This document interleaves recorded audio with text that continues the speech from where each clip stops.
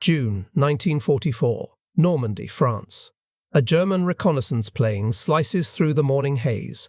The pilot dips low, camera clicking, eyes scanning the Allied lines. Below him, an American armored division stretches across the fields, Shermans in formation, half-tracks tucked beneath tree lines, artillery dug in behind berms. He pulls up, throttle wide, racing back to headquarters with proof. The Americans are massing for an attack. Except they're not. The tanks are rubber, the artillery plywood. The entire division is a lie. On the ground, a young private from New York adjusts an inflatable Sherman. It wobbles in the wind. Nearby, another soldier. Once a fashion designer brushes paint onto a fake insignia. Behind them, a truck hums with massive speakers, engines rumbling, treads clanking. To German ears miles away, it sounds like a mechanized corps on the move. This is the 23rd Headquarters Special Troops, the Ghost Army, 1,100 men, artists, actors, engineers, sound technicians. Their mission to deceive the German Wehrmacht using illusion, theatre and pure creativity. No live ammunition, no real firepower. Just rubber tanks, radio tricks and sound. Over 20 missions across Europe, simulating entire divisions, drawing enemy forces away from real attacks, and saving thousands of Allied lives. The Germans would never see them coming, because they weren't really there. This is the story of the most unconventional unit in World War II, the men who fought with inflatable weapons, the soldiers who won battles without firing a shot, the Ghost Army that fooled Hitler. Before we dive deeper into this incredible story, if you're fascinated by untold stories from World War II, the strategies, the sacrifices, the secrets that changed history, hit that subscribe button. Turn on notifications. We bring you deep dive documentaries every day, uncovering the hidden chapters of the war that shaped our world. Now, let's get into the story of the Ghost Army. Early 1944, Fort Meade, Maryland. The telegram arrives in studios, art schools and radio stations across America. Report for duty. Classification, top secret. No details provided. Bill Blass receives his in New York. He's a fashion sketcher, 21 years old, already making a name on 7th Avenue. He packs a bag and reports to the address listed. So does Ellsworth Kelly, a fine arts student from Boston. Art Kane, a photographer. Arthur Shilston, an illustrator. Men who work with canvas and colour, light and shadow, suddenly soldiers. At Fort Meade, they join engineers, radio operators and sound technicians. No one tells them why.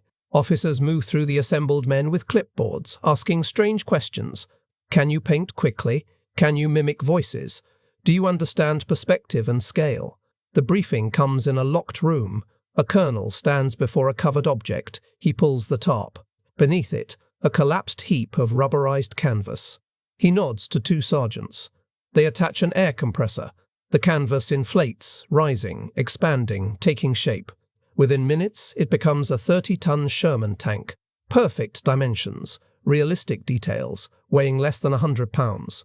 Gentlemen, the colonel says, you're going to create an army that doesn't exist. The room is silent. He explains, the invasion of Europe is coming. The Allies need every advantage. Deception will be a weapon, maybe the most important one. The 23rd Headquarters Special Troops will simulate divisions, make the enemy think forces are in places they're not, pull German units away from real attacks. They'll use inflatable equipment, fake radio traffic, recorded sounds, visual trickery. They'll operate on or near the front lines. The danger will be real. The weapons will not be. One soldier raises his hand. Sir, what if the Germans figure it out? The colonel's face is stone. Then you'd better be good artists. Training begins the next morning. Spring 1944, Camp Forest, Tennessee. The men of the 23rd learn to become illusions. Every morning begins the same way. Trucks roll out carrying deflated rubber tanks, jeeps, artillery pieces, all folded like circus tents. The soldiers haul them into open fields, connect air compressors and watch them rise. A Sherman takes 4 men and 15 minutes to inflate. They stake it down, camouflage it with netting, add scuff marks and mud for realism. From 200 feet up, it looks real. From 500 feet, it's perfect. But inflation is only part of the deception. Bill Blass and the other artists spend hours painting unit insignia on vehicles, shoulder patches on uniforms. Every detail matters. If a reconnaissance photo shows the wrong division marking, the illusion fails. They memorize dozens of unit symbols, the big red one, the 3rd Armoured, the 28th Infantry. They learn to replicate them perfectly, under pressure, in darkness, in rain. The Sonic Deception Unit practices a different art. Massive speakers, over £300 each, mount onto trucks. Engineers thread wiring, test amplifiers, adjust frequencies. They play recordings, tank engines revving, half-tracks grinding forward, troops shouting commands. The sound carries for miles. In field tests, officers positioned 2 miles away swear. They hear an armoured column moving. The recordings come from real army units. Sound engineers captured actual tank battalions on the move. Engines growling, treads on gravel, metal clanking, radio chatter. Now, the Ghost Army can project that cacophony anywhere. Make the enemy hear divisions that don't exist. Radio operators train separately. They learn to mimic entire division communication networks, fake call signs, scripted chatter that sounds casual but follows real army protocol. German intelligence listens constantly, triangulating positions, identifying units by their radio signatures. The 23rd will feed them exactly what they want to hear, and none of it true. In one exercise, they simulate a full armoured division moving through the Tennessee hills. Inflatable tanks positioned in formation, sonic trucks broadcasting engine noise, radio nets buzzing with coordinated traffic. Army observers watch from a distance, playing the role of German intelligence.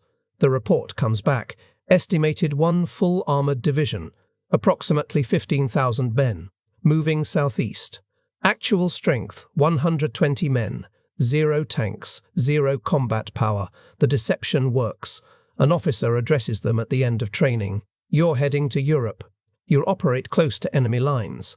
If you do your job right, the Germans will shoot at your rubber tanks instead of real soldiers. That's how you save lives. That's how you win. They ship out in May. None of them knows if they'll survive. May 1944. New York Harbor. The men of the 23rd board troopships in darkness. No fanfare, no crowds, just soldiers filing up gangplanks with duffel bags and orders they can't discuss. They sail in convoy dozens of ships stretching across the grey Atlantic. Destroyers patrol the edges, watching for U-boats. Below deck, the air is thick and stale. Men sleep in bunks stacked 4 high, rolling with the motion of the sea. Some write letters home, others sketch. Bill Blass fills a notebook with fashion designs, imagining a future beyond war. Ellsworth Kelly draws abstract shapes, trying to capture the rhythm of waves against steel. They can't tell their families what they do. One soldier writes to his mother, "I'm in a special unit. I can't say more. Don't worry, I'll be safe. It's a lie." He doesn't know if it's a lie. None of them do. The convoy zigzags across the ocean, changing course every few hours to throw off enemy submarines. At night, the ships go dark. No lights, no smoking on deck. Just the sound of water and engines, and the knowledge that German torpedoes could arrive without warning. In the hold, officers brief the unit again. You'll land in France after the initial assault. D-Day will already be underway. The beachhead will be secured, or it won't be. Either way, you'll move inland fast. The Germans will be looking for reinforcements. You'll give them what they're looking for, on paper, on radio, from the air. But not in reality. Maps spread across a makeshift table. Normandy, the French coast, networks of roads and rail lines. Red marks indicate German divisions. Blue marks show Allied positions. The Wehrmacht has intelligence officers analysing every movement, every radio transmission, every photograph. You have to think like them. What would convince you that an entire division just arrived? Show them that. Make them believe it. The soldiers study the maps in silence. Some are scared. Some are excited. Most are both. On the 10th day, land appears on the horizon. England. They dock at Liverpool, disembark into rain and mud. From there, trucks carry them south to holding areas near the coast. They wait. D-Day is coming. Everyone knows it. No one says it. The air hums with tension. Thousands of men, thousands of vehicles, all pointed toward France. The Ghost Army sets up in a field and practices one more time. Inflatable tanks rise in neat rows. Sonic trucks test their speakers. Radio operators run through scripts. Officers watch with binoculars, checking sight lines, angles, realism. Adjustments are made. Paint is touched up. Equipment is inspected and re-inspected. A sergeant walks through the rubber tanks, tapping each one with his knuckles. Hollow thuds echo back. He shakes his head and grins. "We're going to war with balloons." Another soldier looks up from painting a fake unit insignia. "Yeah? And it's going to work." June comes. The invasion launches. The real soldiers, paratroopers, infantry, arm across the channel into hell. Omaha Beach, Utah Beach, blood in the surf, chaos and courage. The Ghost Army waits. On June 11th, 5 days after D-Day, they receive orders. Pack the equipment, load the trucks, you're crossing tomorrow. They board landing craft and push toward France. The beaches are still scarred with wreckage, burned vehicles, shattered bunkers, debris in the sand. They move inland quickly, following the real army into Normandy. Their war is about to begin. June 1944, Normandy, France. The smell hits them first. Smoke, cordite, death. The hedgerows are torn apart by artillery. Craters pock the fields. Burned-out tanks sit like broken monuments. This is not a training ground. This is the front. The 23rd moves through villages still smouldering from the invasion. French civilians watch from shattered doorways. American infantry digs in along tree lines, exhausted, mud-caked, eyes hollow. The Ghost Army rolls past them in trucks loaded with deflated rubber and speakers. One infantryman shouts from a foxhole, "What the hell are you guys carrying?" A Ghost Army soldier grins. "Can't tell you. Supplies, something like that." They set up 5 miles behind the forward positions, close enough to be seen by German reconnaissance, close enough to hear the artillery, close enough to die if the line collapses. Their first mission, Operation Elephant. The objective is simple. Make the Germans think the 2nd Armoured Division is preparing for an attack near Saint-Lô, when in reality it's repositioning 30 miles east. The Ghost Army will become the 2nd Armoured. They'll wear its patches, broadcast its radio traffic, inflate its tanks. They work through the night. Inflatable Shermans rise in neat formations across the fields. Soldiers position them hull down behind berms, turrets angled toward German lines, exactly how real tankers would deploy. Artists add details, track marks in the mud, fuel cans beside each vehicle, tarps draped over turrets. From the air, it has to look lived in, used, real. The sonic trucks move into position 2 miles forward. Speakers face the enemy. At 0300 hours, they begin playback. The recorded sounds of an armoured division at rest, engines idling, metal clanking, voices calling out in the darkness. It carries across no man's land. German listening posts pick it up, reports are filed, intelligence officers update their maps. American Armoured Division. Grid reference 224518. Strength estimated 200 tanks. Actual strength 20 rubber decoys and a recording. Radio operators set up in a farmhouse basement. They begin transmitting on the 2nd Armoured's known frequencies. Scripted chatter, call signs, logistics talk. Blue 6 to Blue 2, fuel trucks inbound at 0600. Roger, Blue 6. We'll be ready to roll by dawn. The Germans listen. They always listen. By morning, the deception is set. Inflatable tanks gleam in the early light. Fake tread marks crisscross the fields. Soldiers wearing 2nd Armoured patches move visibly between positions, making sure any observer, spy, collaborator, scout sees the right insignia. A German reconnaissance plane appears at 0800. It circles twice, camera shutters clicking. The Ghost Army soldiers freeze, stay in character. The plane banks and disappears east. 30 minutes later, German artillery opens up. Not on them, but 3 miles north, where they've positioned additional decoys. Shells scream overhead. Explosions ripple across empty fields. A rubber tank takes a direct hit and deflates with a sad hiss, collapsing like a punctured balloon. One soldier laughs nervously. "They're shooting at us." His sergeant nods. "Good. That means it's working." For 3 days, the Ghost Army holds the illusion. They repair damaged decoys, rotate sonic recordings, maintain radio discipline. The real 2nd Armoured moves into position elsewhere, undetected. When they finally strike, the Germans are caught off guard. Forces positioned to counter a phantom attack. The Ghost Army packs up before dawn on day 4.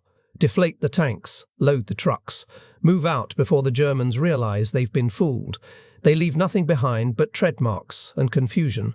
Operation Elephant, success. Estimated enemy forces diverted, 1 full infantry regiment. American casualties saved, unknown, but real. The Ghost Army drives away in silence, knowing they'll do it again. And again. July 1944.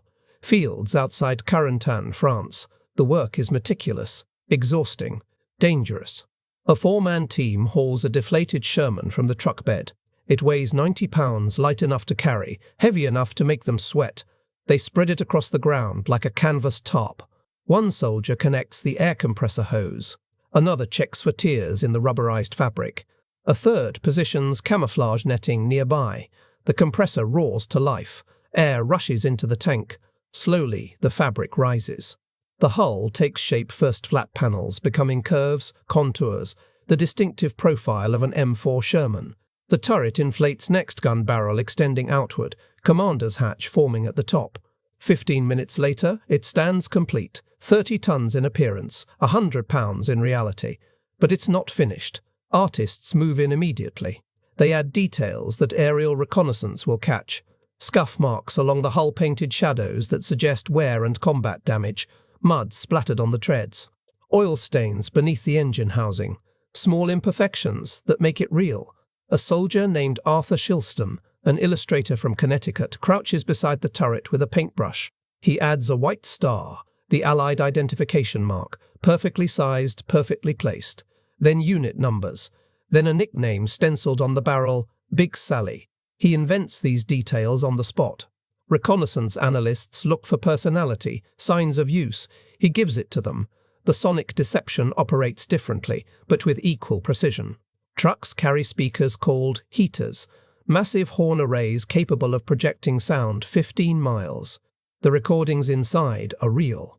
Engineers captured actual armoured units during training exercises, tank engines starting, treads grinding over gravel, radio chatter, shouted commands, bulldozers clearing obstacles, welding torches, 1,000 men and machines in motion. The recordings play on wire spools, continuous loops.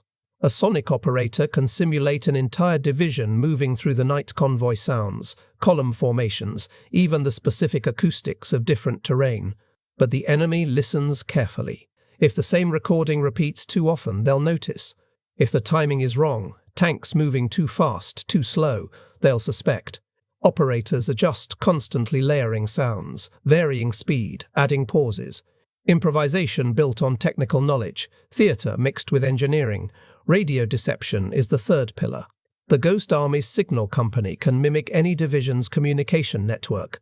They know call signs, protocols, frequencies. They know how a tank battalion commander talks to his company leaders.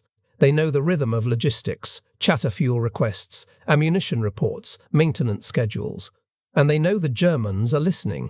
Every transmission is scripted, but it sounds natural. Baker, 3 to Baker 6. We're down 2 tanks for engine maintenance. Roger, Baker 3. ETA on repairs. Mechanics say tomorrow morning. The goal isn't just to be heard, it's to be believed. German intelligence compiles reports from multiple sources. Aerial reconnaissance photos, intercepted radio traffic, sound direction finding, human intelligence. If those sources align, the deception becomes reality on their maps. 1 inflatable tank photographed from the air. 1 radio transmission mentioning that tank's unit. 1 sonic recording of tanks moving nearby.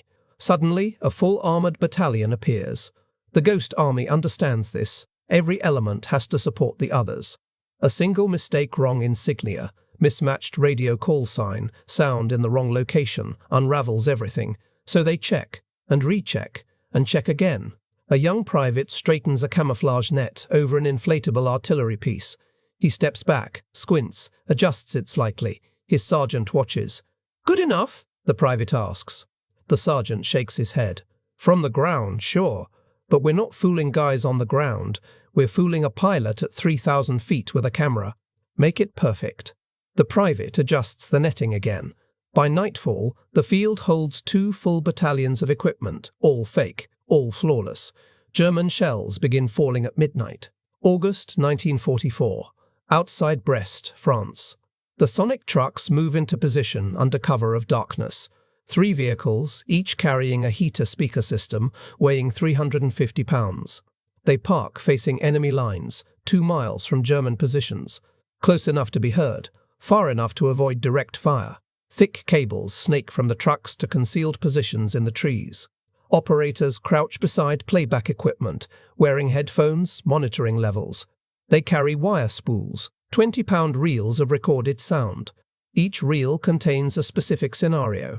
Tank battalion on the move. Artillery battery repositioning. Infantry regiment assembling for attack.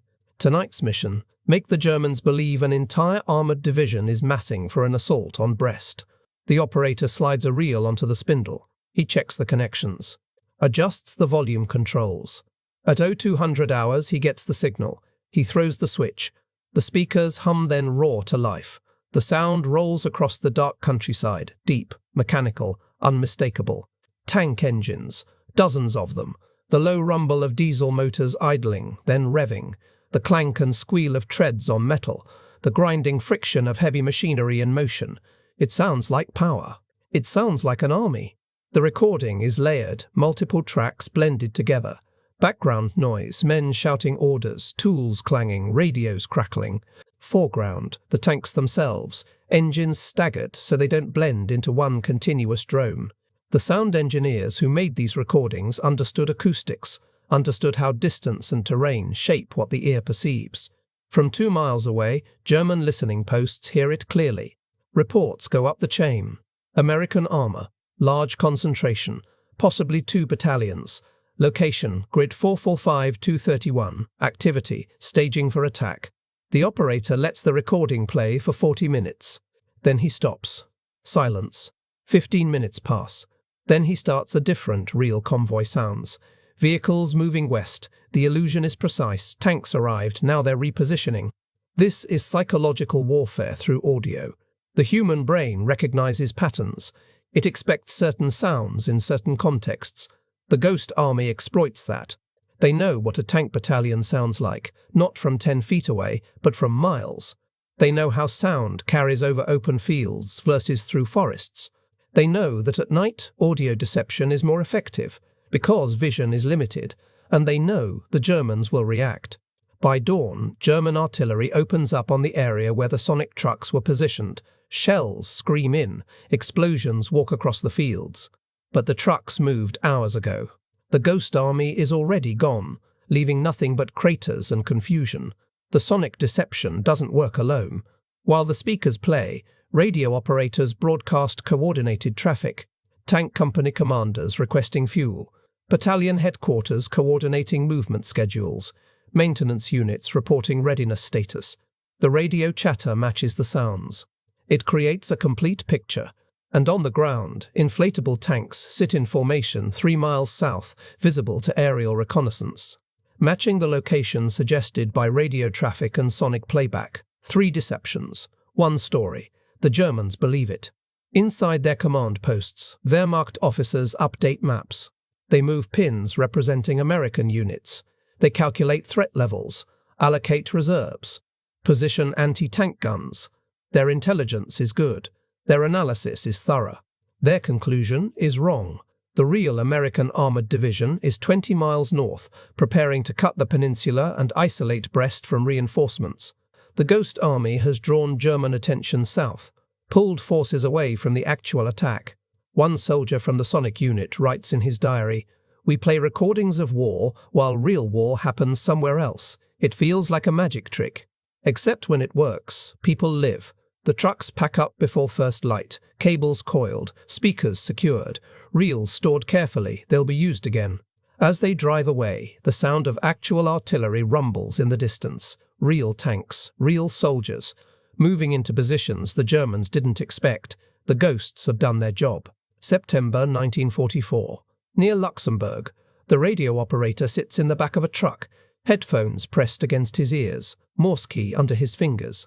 Around him, signal equipment, frequency meters, code books, scripts. He's 23 years old, from Ohio, trained in electronics before the war. Now he's pretending to be a tank battalion commander. He taps out a message, short, routine, mundane. Baker 6 to Baker 2, fuel status. He waits. Another operator 2 trucks away responds, Baker 2 to Baker 6, 70%, ready to roll at 600. Roger, Baker 2, maintain readiness. The exchange takes 30 seconds. It means nothing. It's also everything. Somewhere in the hills, a German signals intelligence unit listens. They intercept the transmission, lock the frequency, note the call signs. They triangulate the origin point. On a map back at their headquarters, another pin goes into the board. American unit, Baker Company, 2 File-Yan, location confirmed. Activity normal. Except Baker Company doesn't exist. The Ghost Army's signal company specializes in phantom communication networks. They can simulate an entire division's radio traffic, headquarters elements, combat battalions, support units, logistics trains, every call sign scripted, every frequency authentic, every transmission timed to match real operational patterns. The Germans monitor Allied radio constantly.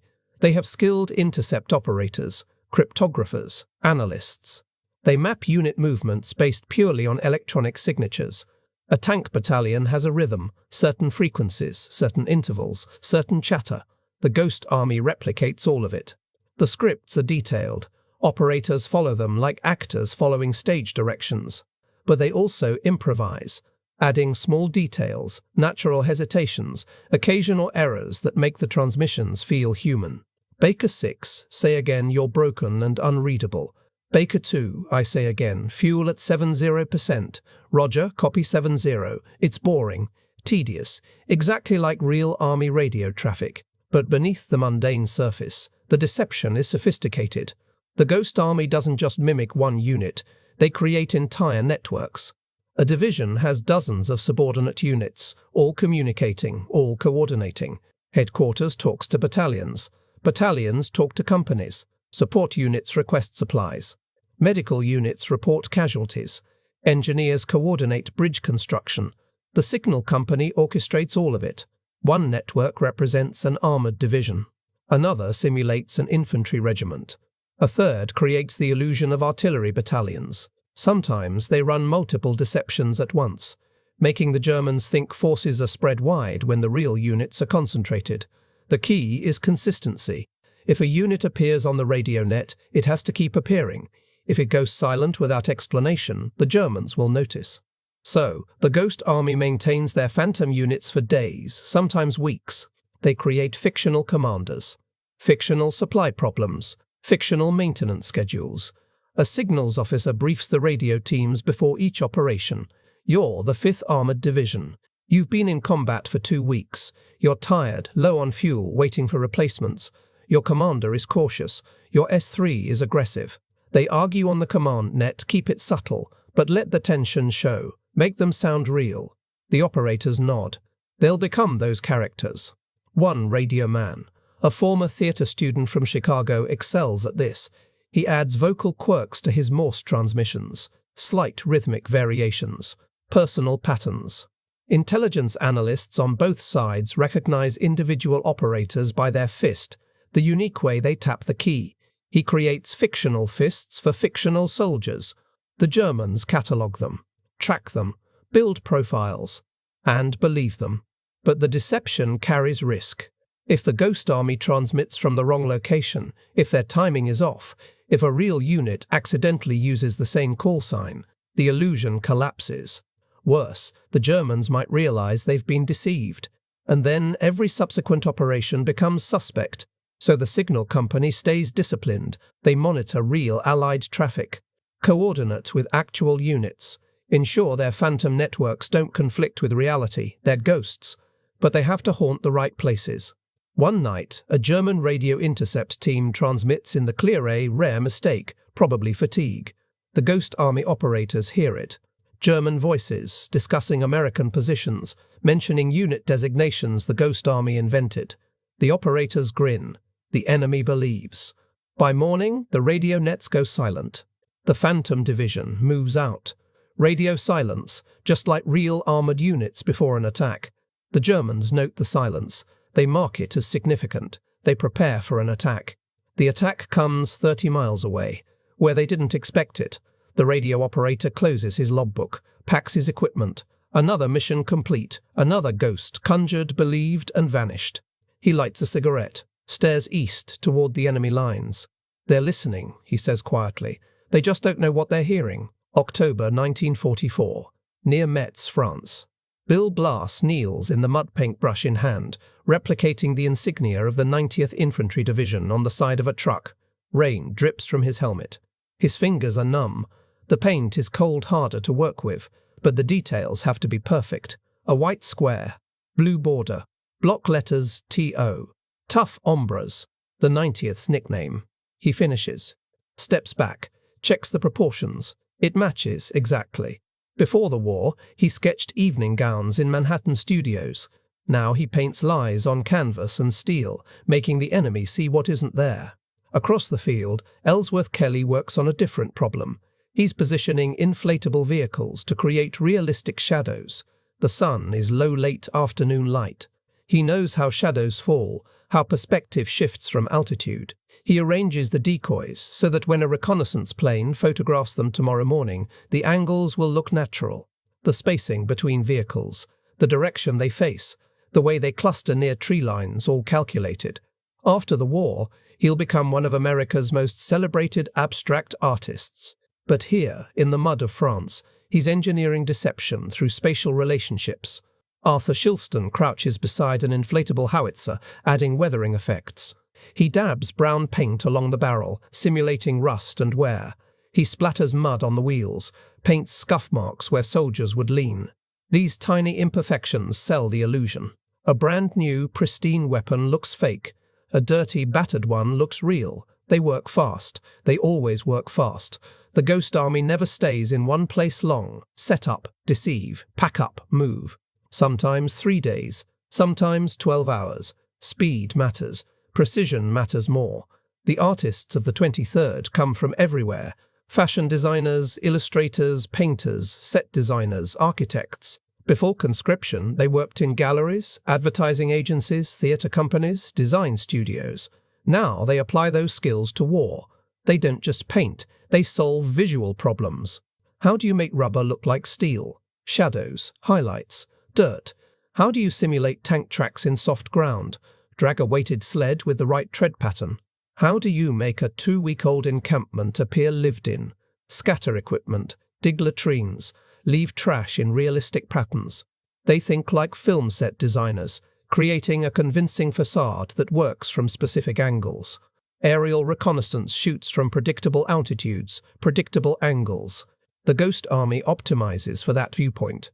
Up close, the deceptions might not hold. From 3,000 feet, they're flawless. But the work isn't purely technical, it's intuitive, creative. One evening, an officer briefs them on tomorrow's mission. We're simulating the 6th Armored Division moving into position. They've been in heavy combat. Make it look that way. The artists exchange glances. Heavy combat? What does that look like from the air? They decide, cluster vehicles tighter, units that have taken casualties consolidate. Add medical symbols, red crosses on tents and trucks. Create burn marks on some inflatables, scorched metal from fires.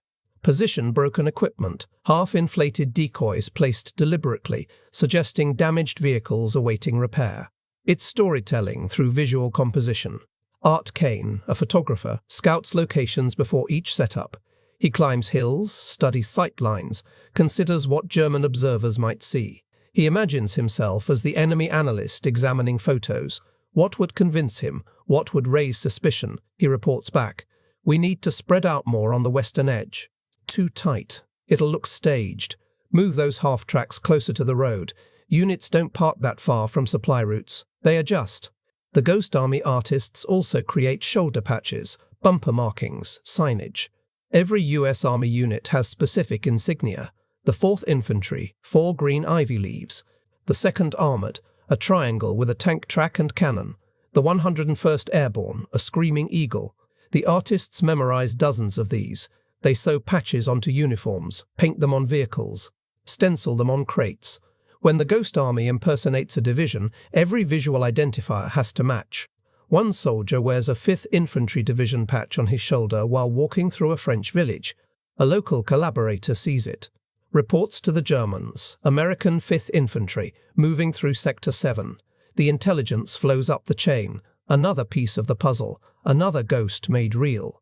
At night, after the equipment is set, the artists gather in tents. Some sketch, some write letters. Bill Blass designs dresses on scraps of paper, dreaming of the fashion houses he'll build after the war. Ellsworth Kelly fills notebooks with geometric studies, experimenting with colour and form. They're soldiers, but they're also still artists. One of them mutters, exhausted, staring at his paint-stained hands, "We're forging an entire war." Another nods. "Yeah, and it's working." August 1944. Brittany Peninsula, France. The real soldiers are moving fast. The US the 8th Corps is driving west racing to capture the port of Brest before the Germans can reinforce it. Thousands of men, hundreds of tanks, supply lines stretched thin, exposed, vulnerable. The Germans know it. The Ghost Army's mission, make the enemy think 2 full divisions are protecting the southern flank when nothing is there. They set up near the town of Redon. Open farmland, good visibility.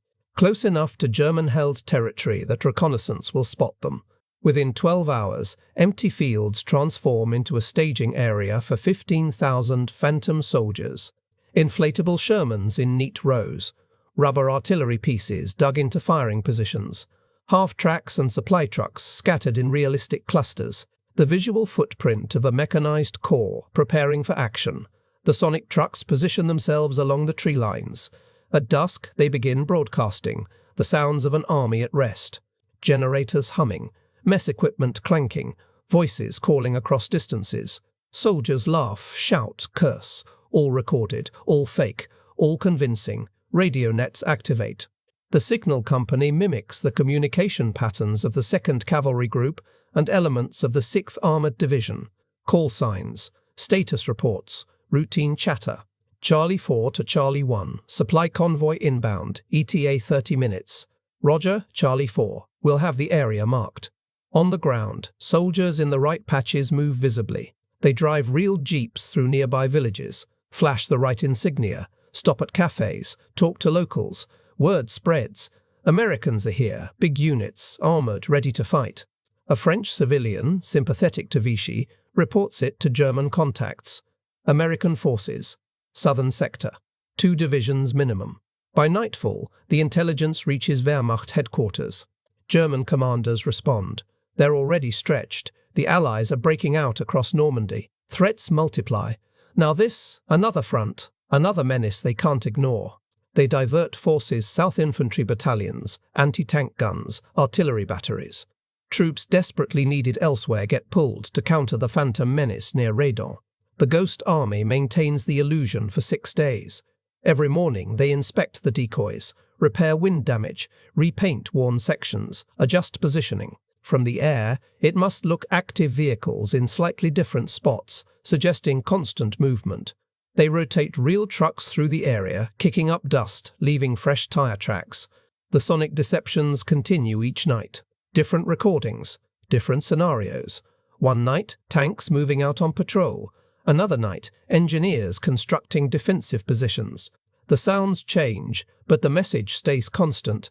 This is a real unit. It's here. It's dangerous. German artillery probes the area. Shells land sporadically, testing for reactions. The Ghost Army doesn't return fire. They have no weapons to fire. They absorb the shelling, repair damaged decoys, and continue the deception. One shell hits an inflatable Sherman dead center. The tank collapses with a pathetic wheeze, fabric flapping in the wind. Soldiers rush to drag it away before dawn, before reconnaissance planes can photograph the deflated wreckage. They replace it with a fresh decoy within an hour. The risk is real. They're operating within enemy artillery range. A sustained barrage could kill them all. But survival depends on the enemy believing they're a significant threat. If the Germans think they're just a small detachment, ground patrols could end the illusion, and likely end the men creating it. So they commit fully. They maintain radio discipline, keep the sonic playback consistent, make the visual deception flawless. And it works. While German forces fixate on the phantom divisions near Redon, The real 8th Corps drives deep into Brittany, meeting lighter resistance than expected. The enemy repositioned, pulled troops south, reacted to a threat that didn't exist. On day 7, the Ghost Army receives new orders. Pack up, move out. The real units have achieved their objectives. They deflate the tanks, collapse the artillery, load the trucks. By dawn, the fields are empty, no evidence, no footprints, just tire tracks, and the memory of an army that was never there. A week later, captured German intelligence reports surface. American analysts read them astonished. The Wehrmacht had identified heavy American concentrations near Redon. Estimated strength, 12 to 15,000 men. They repositioned 3 full battalions to counter it. Actual American strength in that sector, 1,100 men with rubber tanks. The Ghost Army's commanding officer reads the report and allows himself a rare smile. "Gentlemen," he says, "you just tied down 3 German battalions with balloons and loudspeakers. Not bad. The men don't celebrate. They're already preparing for the next mission. There's always a next mission." September 1944. German Intelligence Headquarters, Western Front. The reports pile up on Major Heinrich Detmer's desk. Reconnaissance photos, radio intercepts, sound direction, finding logs. Agent reports from occupied France. He studies each one methodically, building a picture of American deployments. His job is simple: know where the enemy is, what units, what strength, what intentions. Today, the picture confuses him. A reconnaissance photo from 3 days ago shows the American 2nd Armored Division near Brest, clear markings, tank formations, artillery positions. The intelligence is solid. He logs it, updates the situation map, red pins marking enemy positions. But yesterday's intercept traffic suggests the 2nd Armored is now 60 kilometers east, preparing for operations near Saint-Nazaire. Different sector entirely. The radio signatures match. The call signs are correct, the communication patterns consistent with that division. He stares at the map. How did an entire armoured division move 60 kilometres in 2 days without being spotted? Possible, but unlikely. The Allies are cautious, methodical. They don't make reckless movements. He requests additional reconnaissance. The Luftwaffe flies another sortie. The photos come back. American tanks, trucks, artillery, still visible near Brest. So the division is in both places. He considers alternatives, maybe 2 divisions with similar markings. But American doctrine is strict. They don't duplicate insignia. Maybe the division split one combat command here, another there.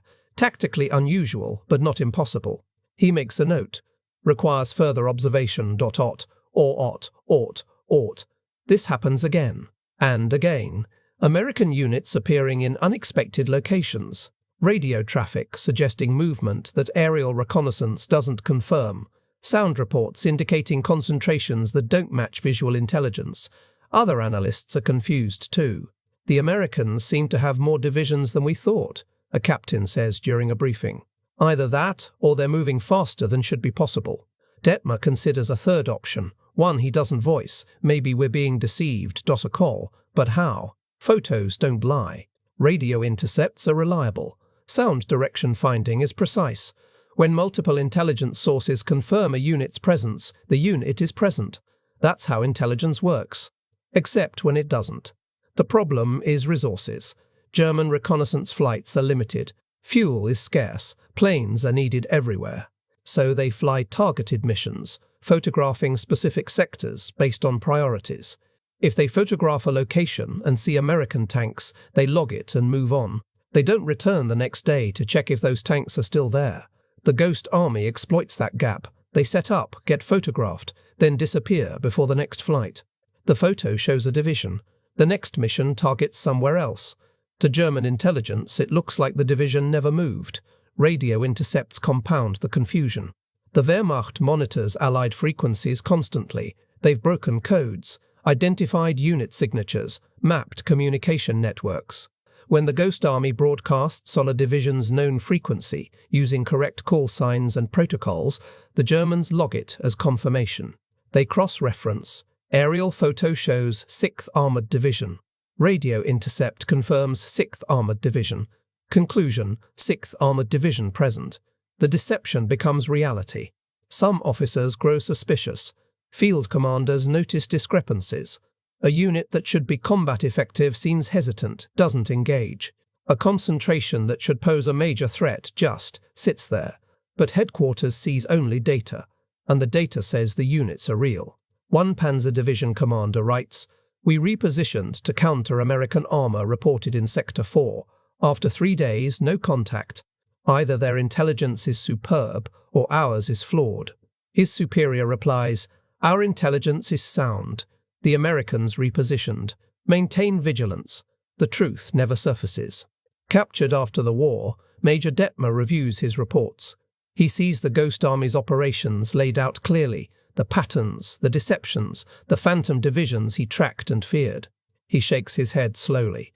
"We had good intelligence officers, good systems, we did everything correctly, and still we were fooled." An American interrogator asks why they never suspected. Detmer thinks for a moment. "Because the deceptions were perfect," he says. "You gave us exactly what we expected to see. Photos, radio traffic, sound, all confirming each other. We had no reason to doubt. In intelligence work, when multiple sources align you, trust them. You gave us alignment, we gave you belief." He looks at the map spread before him. Red pins marking where he thought American divisions were. Blue pins showing where they actually were. The two maps barely overlap. "You didn't just deceive us," he says quietly. "You made us deceive ourselves." The Ghost Army's greatest achievement wasn't the rubber tanks or the sonic tricks. It was understanding how intelligence works and weaponizing that knowledge. They didn't just create illusions. They created confirmation bias. They fed the enemy exactly what the enemy wanted to find. And the enemy found it, logged it, believed it, acted on it. September 1944. Luxembourg border region.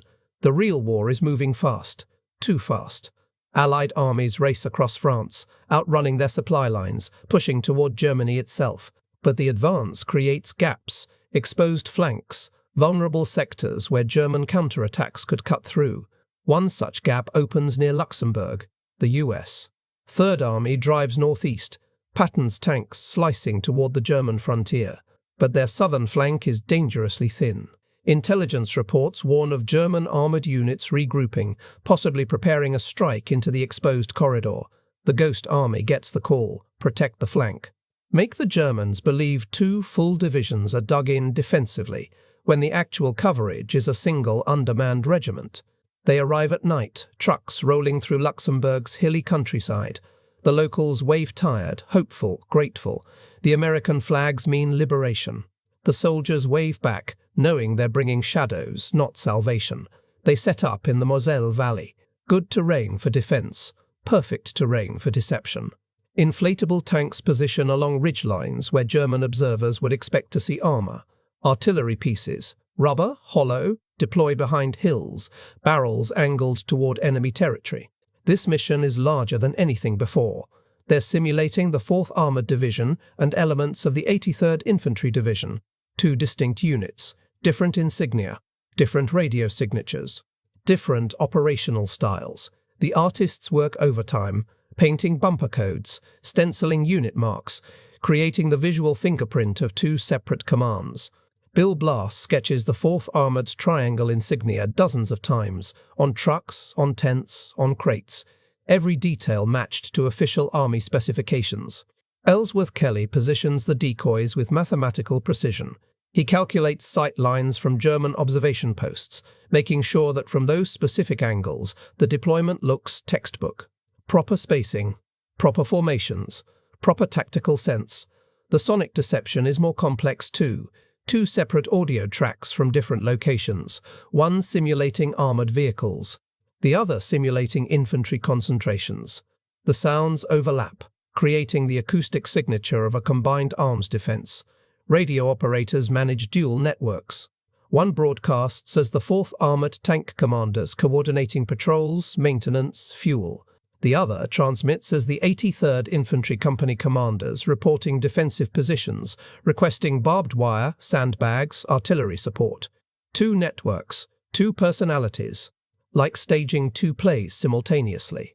On the 3rd day, German patrols probe the sector. A small reconnaissance unit, 8 men, 1 officer, moves through the woods south of the Ghost Army's position. They're searching for weaknesses, testing the line.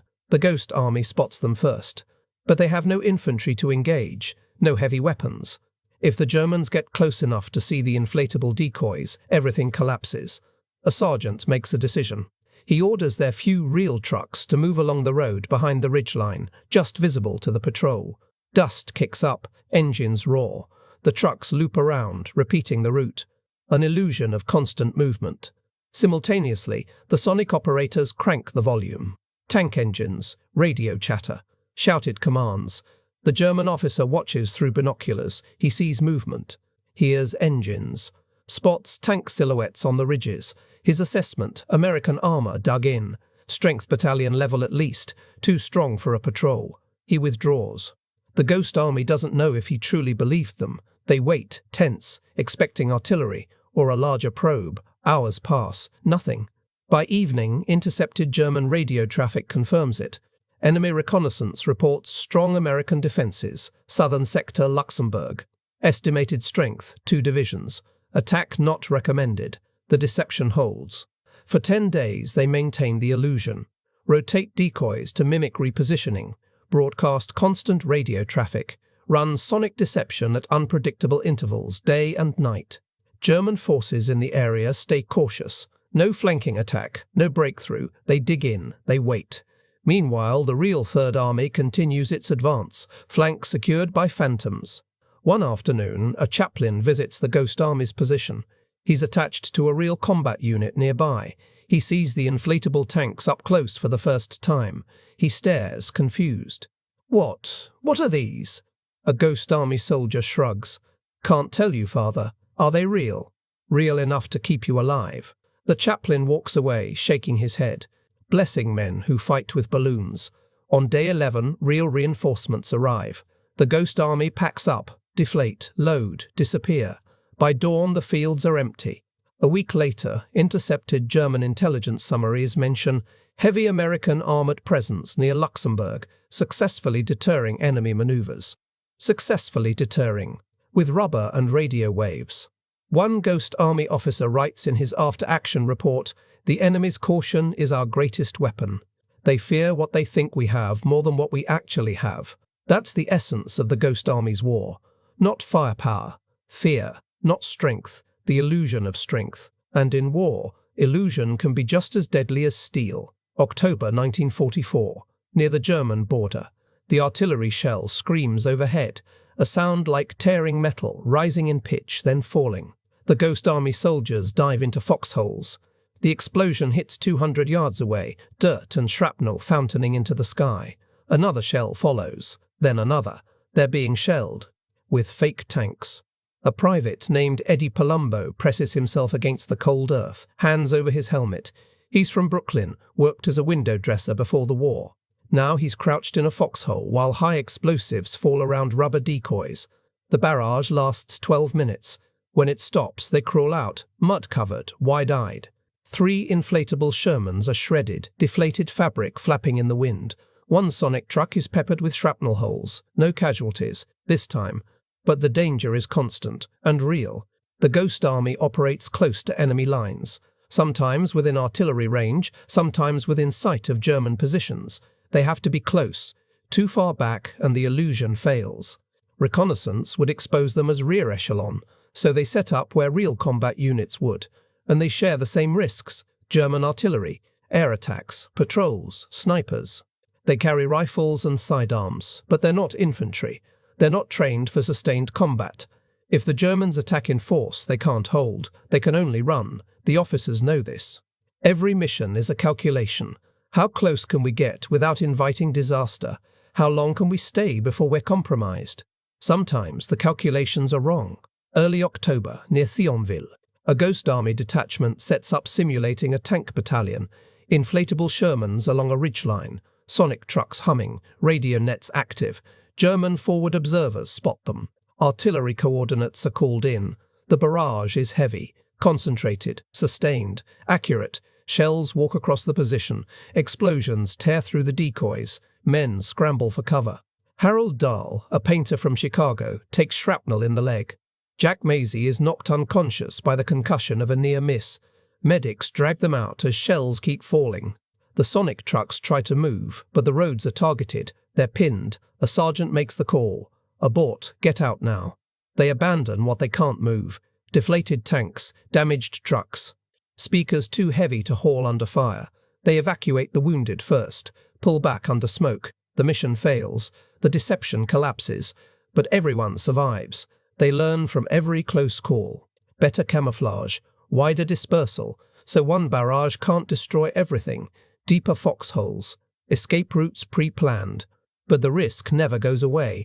The mission demands exposure. One night near Breyer, a German patrol stumbles onto a ghost army position. 7 enemy soldiers creeping through the dark. They find inflatable artillery instead of steel. One German reaches out, touches the barrel of a howitzer. His hand sinks into rubber. He jerks back, startled. A ghost army sentry fires 3 quick shots. The Germans fire back. Muzzle flashes tear through the dark. The firefight lasts 90 seconds. The Germans withdraw, dragging a wounded man. The ghost army doesn't pursue, but the deception is compromised. German radio traffic later calls the site dummy positions, likely covering withdrawal. They think it's camouflage for a real unit. The illusion holds barely. Another risk, friendly fire. Sometimes real American units don't know the ghost army exists. They see tanks on a ridgeline, assume they're friendly armor. But misidentified targets can kill. In November, a P-47 pilot spots inflatable tanks, thinks they're German. He strafes the position. 50 caliber rounds rip through 3 decoys before someone fires a recognition flare. The pilot breaks off, radios an apology. On the ground, ghost army soldiers shake with adrenaline. Almost killed by their own side because the illusion worked too well. They patch the decoys. And keep going. The psychological strain is unlike any other. They're in the combat zone, but not combatants. They hear artillery, see destruction, smell death. But their war is invisible. They don't fire weapons. They don't seize ground. They make shadows, and let the enemy aim at those instead of real soldiers. One writes home, carefully avoiding classified details. We do important work. I can't say what, but we're helping. When this is over, maybe I'll be able to explain. For now, know that courage isn't just charging forward.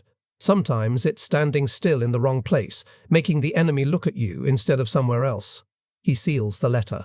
Returns to his foxhole, waits for the next mission. The deadly ballet continues. Set up, deceive, survive, pack up, move, again and again through autumn, into winter. March 1945. The Rhine River, Germany. The Rhine is the last great barrier. Beyond it, the industrial heart of Germany. Cross the river and the war ends. Fail and it drags on. Patton's Third Army plans to force a crossing near Koblenz. It's a massive operation. Engineers building pontoon bridges under fire. Infantry crossing in boats. Armour pushing through once the bridgehead is secured. Thousands of men, hundreds of vehicles, all funneled through one narrow corridor. The Germans know it's coming. They've fortified the eastern bank. Artillery pre-sighted, machine gun nests in bunkers, panzer reserves waiting to strike. If they concentrate their forces at the real crossing site, the cost will be catastrophic. The Ghost Army receives orders for their largest deception yet. Simulate 2 full divisions preparing to cross the Rhine 30 miles south of Patton's real objective. Draw the Germans away. Give the Third Army a fighting chance. The operation is called Wiesen. The Ghost Army calls it Operation Koblenz. They arrive in early March, trucks rolling through shattered German villages. The civilians watch silently, hostile, defeated, exhausted. This is enemy territory now. The Ghost Army is deep inside Germany itself. They set up along a 10-mile stretch of the Rhine's western bank. The scale is unprecedented. Over 600 inflatable vehicles, dozens of sonic positions, multiple radio networks. The visual signature of 30,000 men preparing for the largest river crossing since D-Day. Inflatable Shermans mass in neat rows, battalion after battalion. Rubber tank destroyers behind tree lines. Fake artillery dug into firing positions overlooking the river. Half-tracks and supply trucks clustered at road junctions. From the air, it looks like invasion. The artists work around the clock. Bill Blass paints division insignia, 75th Infantry Division, 8th Armoured. Harold Dahl adds tactical markings and bumper codes. Ellsworth Kelly orchestrates the layout, every line, every angle, matching Allied doctrine. Engineers build fake supply dumps, wooden crates stacked like ammunition, canvas tarps shaped to look like bridging equipment. From reconnaissance altitude, it's perfect. The sonic deception is layered and complex, multiple truck positions. One broadcasts the rumble of massed armor. Another plays engineering sounds, pile drivers, compressors, bulldozers. A third runs infantry noise, thousands of men talking, shouting, moving. The recordings play in staggered loops, overlapping just enough to sound alive. The noise carries across the river. German listening posts record every second. Radio traffic explodes across the airwaves. The signal company manages 5 networks simultaneously. Division headquarters, combat battalions, artillery, engineers, logistics. Baker 6, this is Baker 2. Bridging equipment delayed. ETA now 1800 hours. Copy Baker 2. Inform engineer battalion. Crossing timeline pushed to 2000 Rund. Roger, Baker 6. Mundane, routine. Exactly what a real pre-assault sounds like. The Germans listen. They analyze. They believe. Luftwaffe reconnaissance flies over repeatedly. The photos show exactly what they expect. Tank parks, artillery positions, supply dumps, troop concentrations. Wehrmacht analysts update their maps. Red flags mark the southern sector. Threat assessment, critical. 2 divisions, possibly 3. German reserves begin to move south. Panzer battalions, artillery batteries, infantry regiments, shifting away from the real crossing site. For 10 days, the Ghost Army holds the illusion. They absorb German artillery probing fire, testing positions. Shells land among the inflatables. Rubber tanks shred and collapse. They replace them overnight. They expand the deception. Fake bridge approaches. Earthworks running down to the river. Fake aid stations. Fake command posts. Fake everything. Every element reinforces the story. A major assault is coming here. March 22nd. Patton's real crossing begins 30 miles north. Boats slip into the Rhine under darkness. Engineers work through the night. Infantry storms the eastern bank. The Germans resist, but their reserves are out of position, pulled south by phantoms.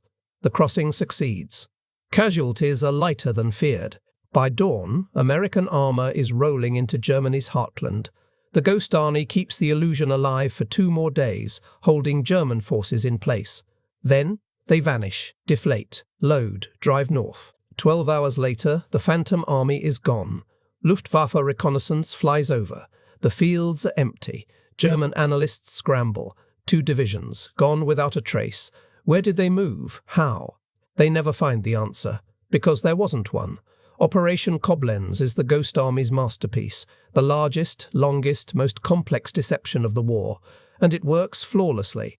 Patton sends a message to the 23rd. Your efforts in support of Third Army operations are noted with appreciation. The soldiers read it, exhausted. Paint-stained hands, deflated rubber at their feet. One laughs quietly. We just helped win the war with balloons. Another nods. Yeah, but they'll never believe it. March 1945. Rhine River sector. The sonic truck sits in darkness, 200 yards from the riverbank. Inside, Sergeant Dick Syracuse adjusts the playback equipment, headphones on, hands steady. Outside, the speakers face east toward German positions across the Rhine. It's 8:2200 hours, time to wake the enemy. He starts the recording. The sound begins low distant, like thunder on the horizon. Then it builds. Tank engines, dozens of them.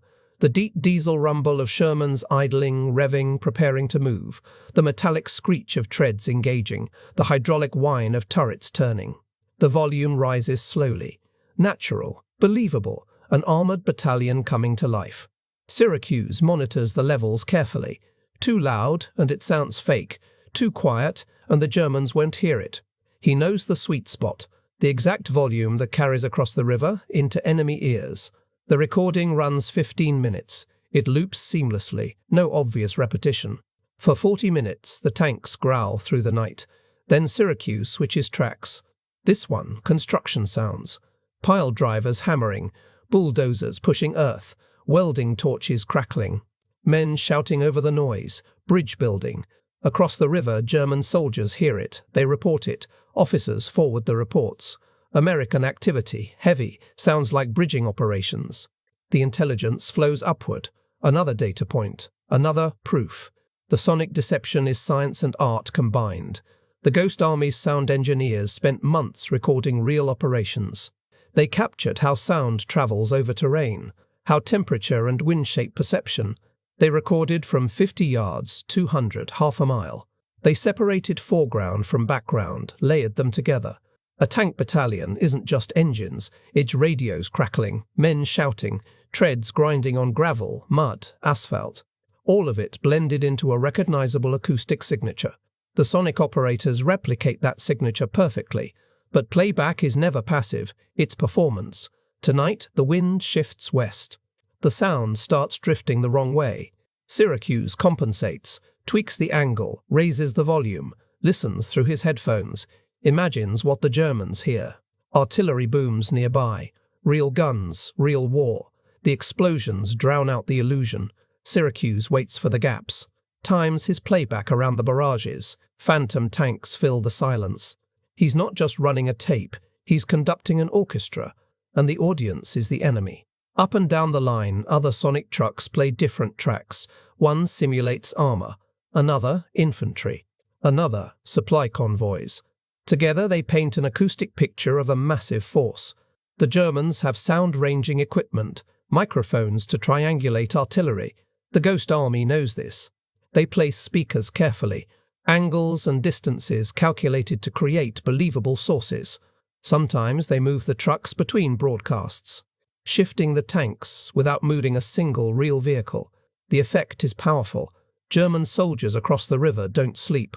All night they hear American armor breathing in the dark. Engines, treads, steel against earth. The attack they're waiting for. A captured German soldier would later say, "We heard them constantly. Tanks, trucks, equipment. We knew they were coming. We could hear the preparations.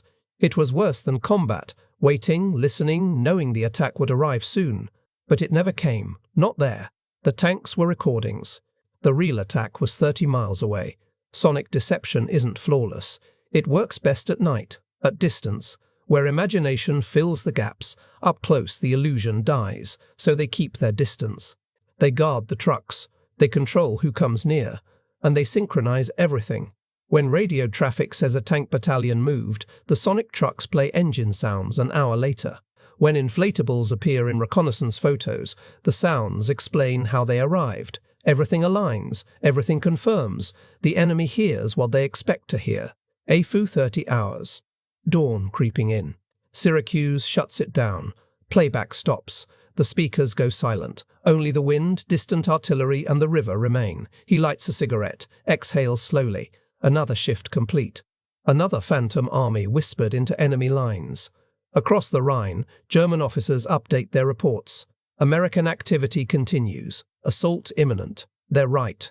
And completely wrong. April 1945. Near Frankfurt, Germany. Private Harold Lehner sits on an ammunition crate, sketchbook balanced on his knee. All around him, the Ghost Army is packing up. Deflating tanks, loading equipment, preparing to move. He's exhausted, filthy, hasn't slept properly in 3 days. But he draws anyway. On the page, an inflatable Sherman, half collapsed, fabric sagging like melted wax.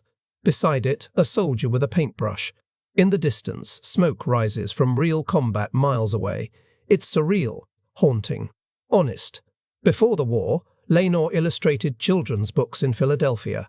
Now, he documents a war fought with illusions. Every man in the Ghost Army keeps a thread of his art alive. It's survival as much as identity. They're soldiers, yes, but also painters, designers, actors, engineers. That duality defines them. Bill Blass fills notebooks with fashion sketches, evening gowns, tailored suits, a world he's determined to return to.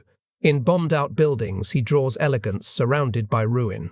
He writes to a friend, "I paint tank insignias by day and dream of silk by night. Strange life, strange war."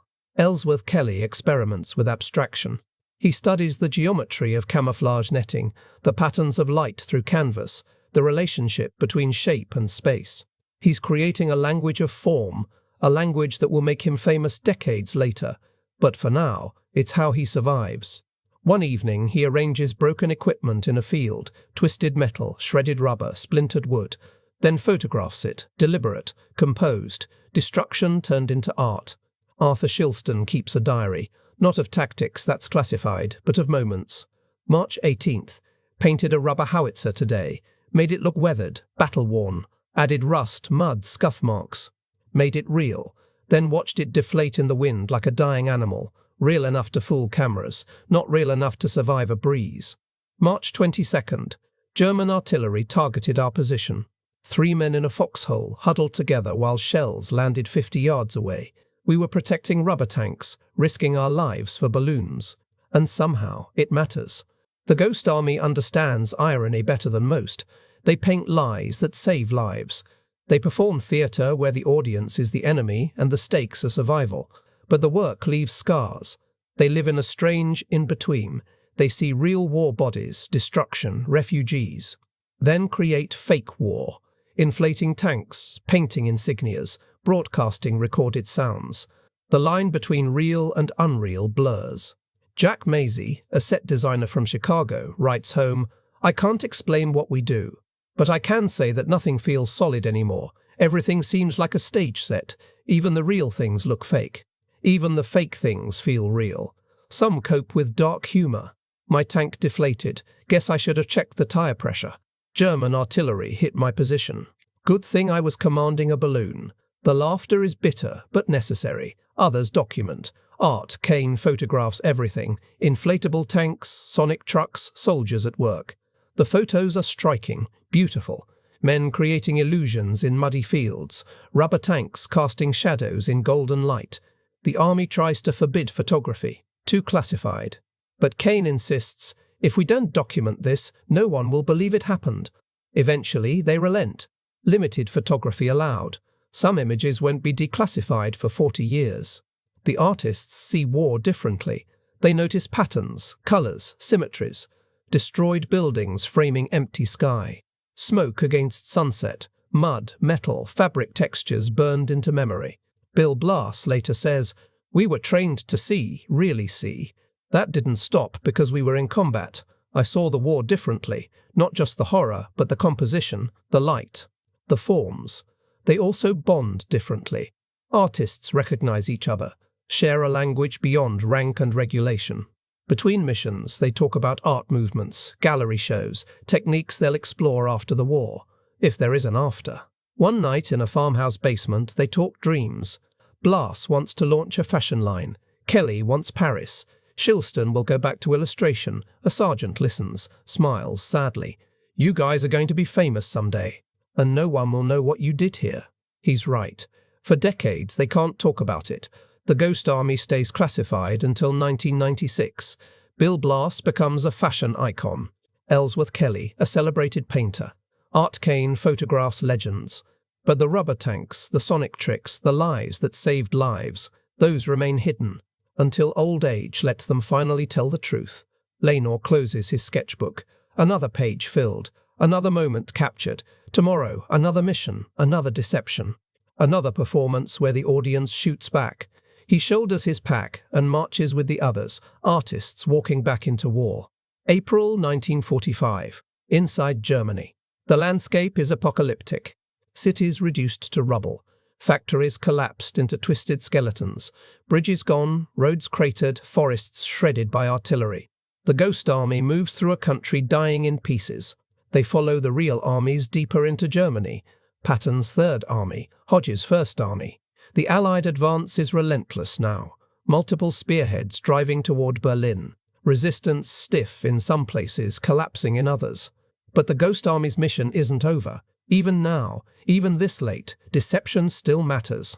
Near Würzburg, they simulate a division threatening to cut critical rail lines. The Germans divert troops to defend something that isn't threatened. Elsewhere, real American units advance against thinner lines. Near Schweinfurt, they stage the illusion of armoured reserves massing for attack. Wehrmacht commanders hesitate. They wait for reinforcements that never come and lose time they can't afford. The operations are shorter now, 2 days instead of 10.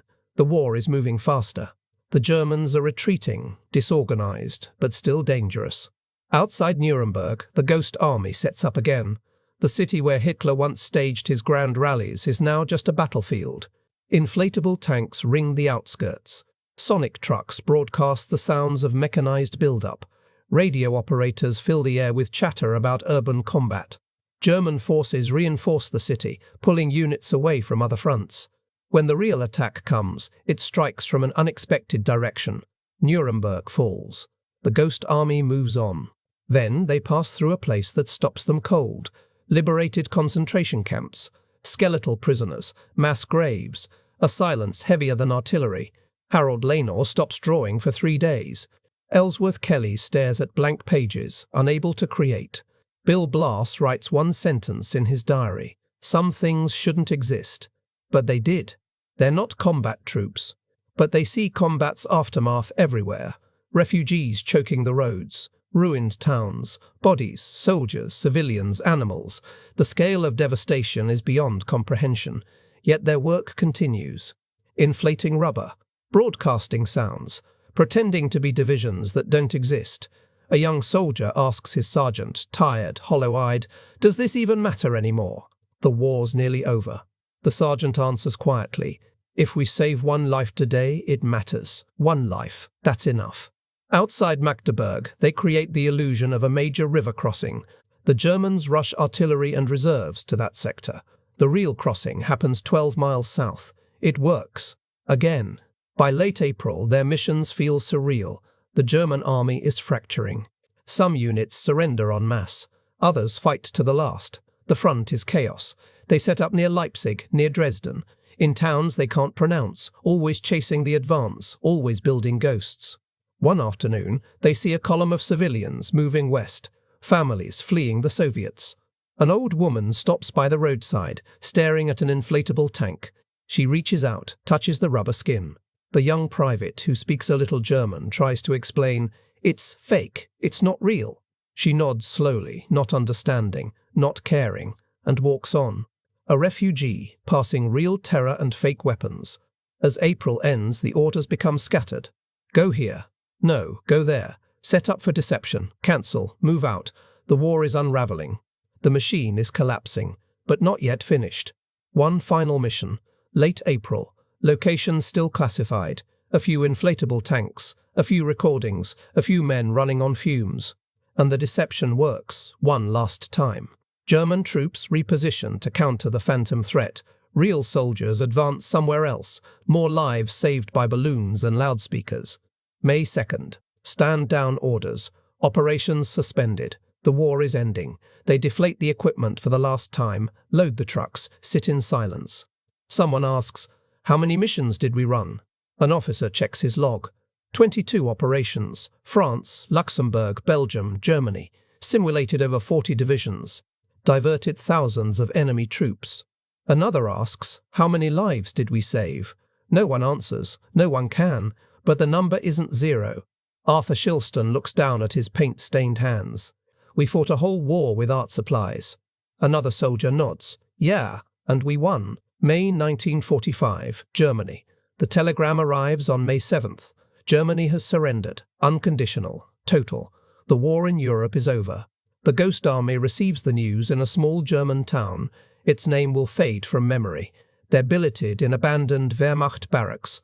When the announcement comes, there's no cheering, no flags, no parades, just quiet, exhaustion, 11 months of war, 22 major deception operations, hundreds of smaller missions, thousands of hours inflating rubber, painting insignias, broadcasting phantom armies. And now, it's done, but not over, not for them. One final mission arrives, not deception, concealment. They're ordered to pack up everything, document nothing, speak to no one. The entire operation is classified at the highest level. Inflatable tanks are loaded onto trucks, driven to depots. Most will be destroyed, burned or buried. Sonic equipment, speakers, recordings, playback devices, crated and stamped. Top secret. Radio gear, scripts, logs, secured and locked away.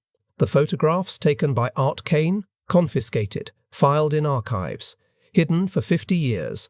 An officer briefs them, "You will not discuss your service with anyone, family, friends, other veterans. No one.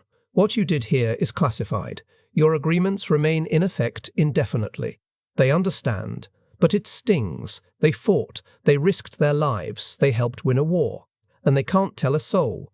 Bill Blass will return to New York. He'll build a fashion empire, dress first ladies, Hollywood stars. When people ask about his war service, he'll shrug. I was in Europe. Special unit. Can't really talk about it. They'll assume modesty. He's just telling the truth. Ellsworth Kelly will study in Paris, become a legendary painter.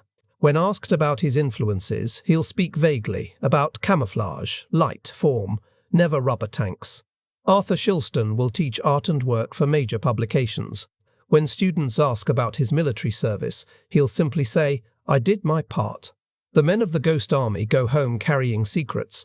For decades they can't share their stories, can't explain what they did, can't receive recognition for what they achieved. Their unit, 23rd Headquarters Special Troops, becomes a whisper, a footnote. They watch war movies, read books about D-Day, Patton, the drive into Germany. Their story is nowhere, which, in its own way, is fitting. They were ghosts, phantoms, armies that never existed. Some struggle with the silence. They want to tell their children, their grandchildren. They want someone to know. But the classification holds. Years turn to decades. In 1985, one of them, Jack Maisie, starts pushing back. He contacts other veterans, collects scraps of documentation, petitions the army. It's slow. The Cold War is still on. Deception techniques remain sensitive. Finally, in 1996, 51 years later, the Ghost Army is declassified. The veterans can finally speak. They give interviews, write memoirs, donate artifacts. Rubber tanks, sonic deception, radio trickery. The invisible war begins to emerge from the shadows. The public is stunned. How did no one know? Why was it secret so long? The veterans explain, because it worked, because the techniques mattered, because ghosts are most powerful when they're unseen. In 2013, Congress awards the Ghost Army the Congressional Gold Medal. By then, most of them are gone. Bill Blass died in 2002, Ellsworth Kelly in 2015, hundreds of others long before. The survivors gather in Washington, old men now suits, ties, wheelchairs. They accept the medal on behalf of the phantoms who didn't live to see it. Bernie Bluestein, a sound engineer from New York, speaks to reporters, "We saved lives. That's what matters. We made the enemy think we were somewhere we weren't, and real soldiers survived because of it." A reporter asks, "Do you consider yourselves heroes?" Bluestein pauses. "We were artists. We did what we were good at. Turned out that art could win battles." Another veteran adds softly, "People think war is guns and tanks. Sometimes it's paintbrushes and recordings.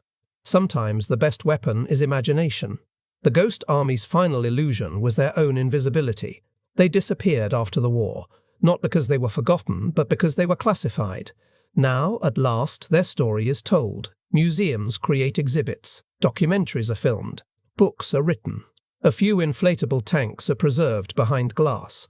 Children press their hands against the rubber, astonished that these things fooled anyone. But they did.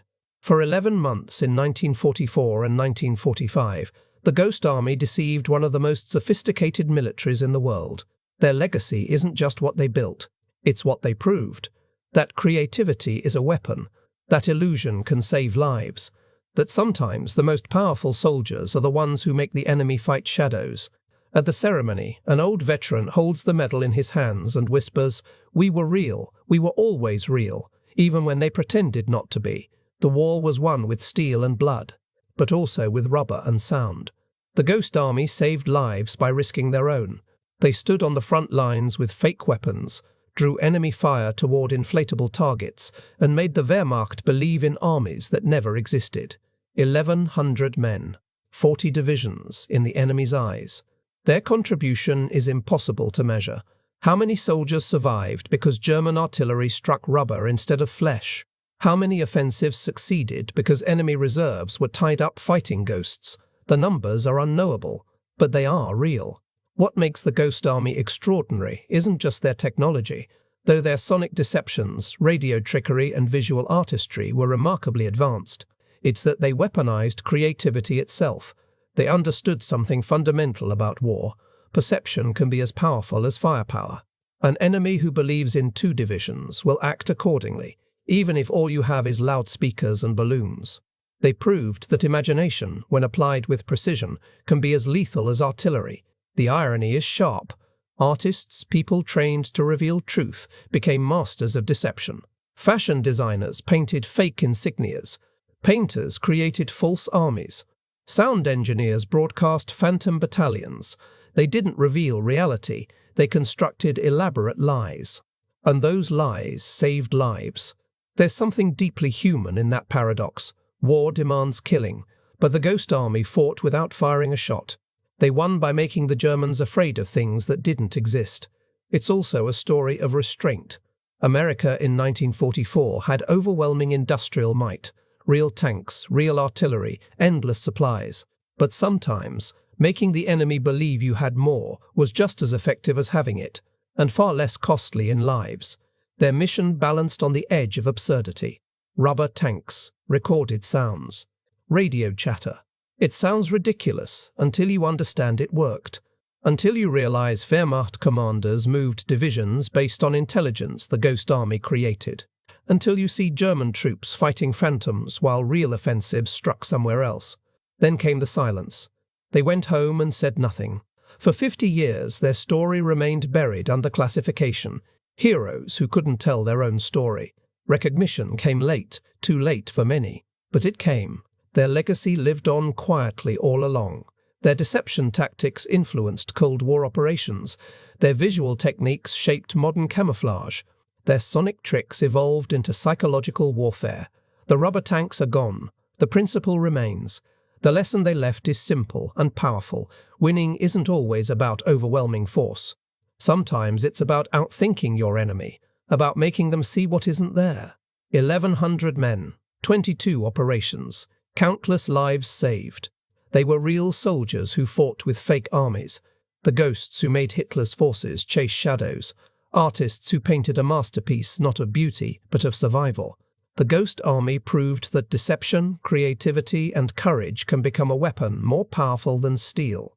That sometimes the best way to win is to make your enemy believe in strength you don't have.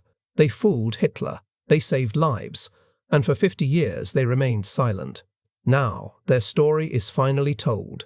A strange, remarkable, and utterly true story of the army that wasn't there, and changed the war anyway. The Ghost Army's story is just one of many untold chapters of World War II. If you want more stories like this about secret operations, unsung heroes, and moments that never made the textbooks, subscribe to the channel. Hit that like button if this story moved you, and tell us in the comments what part of WW you want us to uncover next. There are so many stories waiting in the shadows, and we'll be here to bring them to light.